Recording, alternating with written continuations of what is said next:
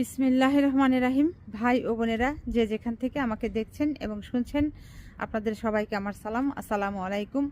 আশা করি আপনারা ভালো আছেন, আমিও ভালো আছি। UK property gossip by Tasmina YouTube চ্যানেলের পক্ষ থেকে জানাই শুভেচ্ছা। এখন যে বিষয়টি নিয়ে আপনাদের সাথে কথা বলতে চাচ্ছি সেটা হলো যে এই বর্তমানে অন্তর্বর্তী সরকারের একজন উপদেষ্টা জনাব আসিফ, তিনি ক্ষমা চেয়েছেন। বিভিন্ন পত্রিকাতে সেটি খবর ঢালাও করে প্রকাশ হয়েছে এবং এটি নিয়ে অনেকেই অনেক ধরনের তুচ্ছ তাচ্ছিল্য করছেন, বিদ্রূপ করছেন। আসলে তিনি যে একজন ভদ্র মানুষ, তিনি যে ম্যানার জানেন, এজন্য তাকে আসলে ধন্যবাদ দেওয়া দরকার। এখন খবরের কাগজে এই অন্তর্বর্তী সরকারের উপদেষ্টা আসিফকে নিয়ে কী সংবাদটি প্রকাশ হয়েছে সেটি আপনাদের একটু আমি আগে পড়ে শোনাচ্ছি, তারপর বাকি কথাগুলো বলছি। খবরের হেডলাইনটা হচ্ছে এরকম যে ঠিকাদারি লাইসেন্স নিয়েছিলেন বাবা, ভুলের জন্য ক্ষমা চাইলেন উপদেষ্টা আসিফ। এরপর বিস্তারিত যেটি লেখা হয়েছে সেটিতে বলা হয়েছে যে জেলা নির্বাহী ইঞ্জিনিয়ারের কার্যালয় থেকে ঠিকাদারি লাইসেন্স নিয়েছিলেন বাবা, আর বাবার এই ভুলের জন্য ক্ষমা চেয়েছেন স্থানীয় সরকার, পল্লী উন্নয়ন ও সমবায় উপদেষ্টা আসিফ মাহমুদ সজীব ভুইয়া। বৃহস্পতিবার সকালে ঠিকাদারি লাইসেন্সের কয়েকটি কাগজ সংযুক্ত করে নিজের ভেরিফাইড ফেসবুক পেজে এক পোস্টে এ ক্ষমা প্রার্থনা করেন উপদেষ্টা। এরপর আরও যেটি লেখা হয়েছে খবরে যে ওই পোস্টে তিনি লেখেন, প্রথমেই আমার বাবার ভুলের জন্য ক্ষমা প্রার্থনা করছি।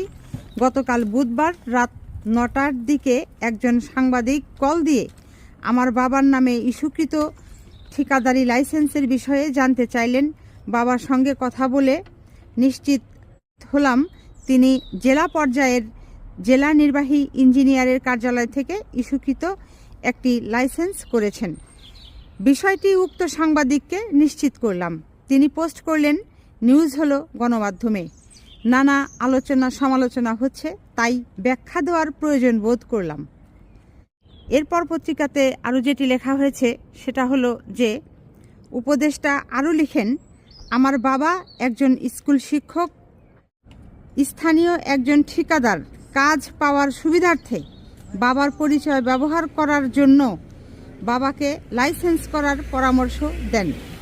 বাবাও তার কথায় জেলা নির্বাহী ইঞ্জিনিয়ার থেকে একটি ঠিকাদারি লাইসেন্স করেন।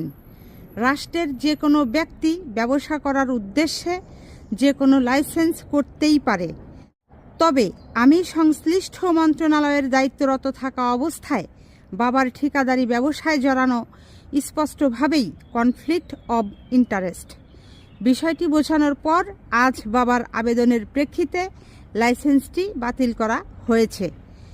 ক্ষমা প্রার্থনা করে তিনি আরও লিখেন, বাবা হয়তো কনফ্লিক্ট অব ইন্টারেস্টের বিষয়টি বুঝতে পারেননি, সেজন্য বাবার পক্ষ থেকে ক্ষমা প্রার্থনা করছি।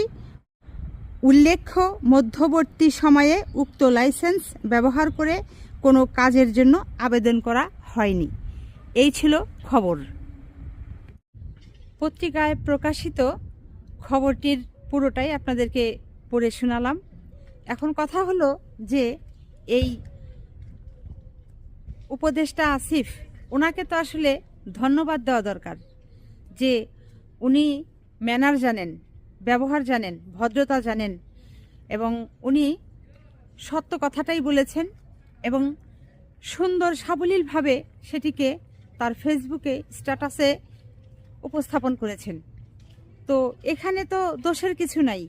উনি তো ওই গত 15-16 বছরে শেখ হাসিনা এবং তার পরিবারের সদস্যরা, সেই সাথে তার আমলা ফয়লারা যেভাবে দেশকে চুষে খেয়েছে, শোষণ করেছে, তারপর দেশের অর্থ পাচার করে দিয়েছে, এরকম কোনো কিছু তো করেনি। ওনার বাবা একটি আবেদন করেছিল ওই স্থানীয় জেলা নির্বাহী ইঞ্জিনিয়ার বরাবরে, তাও সেটি অন্যের কথায় তাকে উপকার করবার জন্য তিনি আবেদনটি করেছিলেন। এই কথাটি যখন গণমাধ্যম জেনে গেছে, তারা তখন এই উপদেষ্টাকে বলেছেন যে আপনার বাবা তো এরকম ঠিকাদারের জন্য আবেদন করেছেন।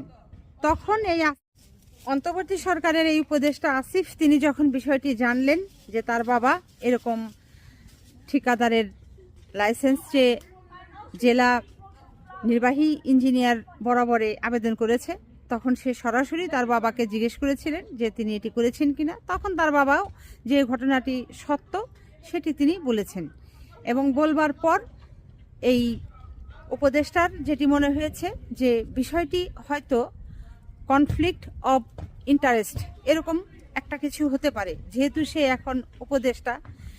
তো যে কারণে তার বাবাকে বলেছে যে লাইসেন্সটি তুমি ক্যান্সেল করে দাও, বাতিলের জন্য তুমি আবেদন করে দাও, এটি দরকার নেই।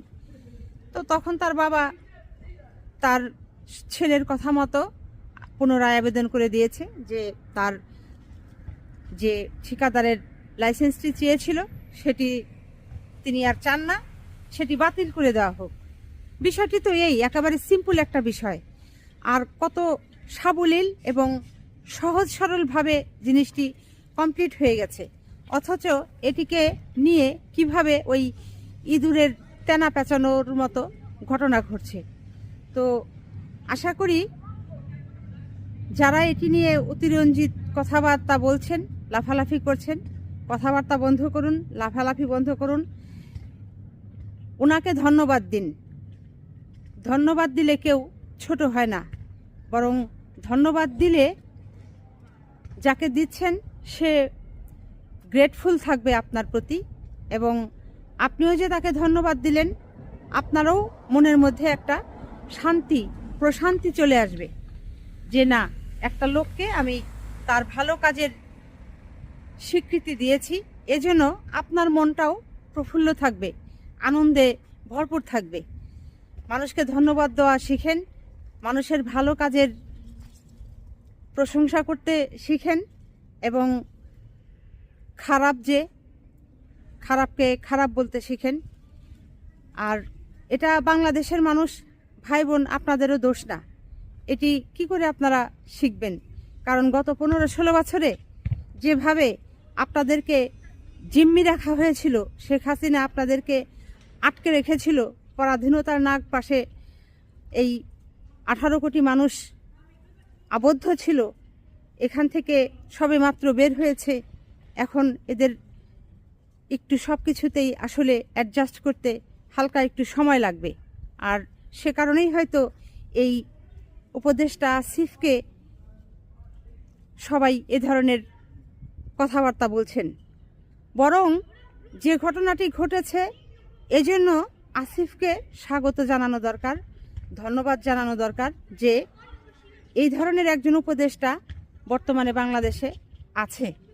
এরকম মানে সৎ এবং ভালো মন্দ জ্ঞান তাদের ভেতরে আছে, ভালো মন্দের জ্ঞান বোধ আছে বিধায়ী কনফ্লিক্ট অফ ইন্টারেস্ট বিষয়টি এরকম হতে পারে, যে কারণে তিনি তার বাবাকে বলে তার আবেদনটি বাতিল করে দিয়েছেন।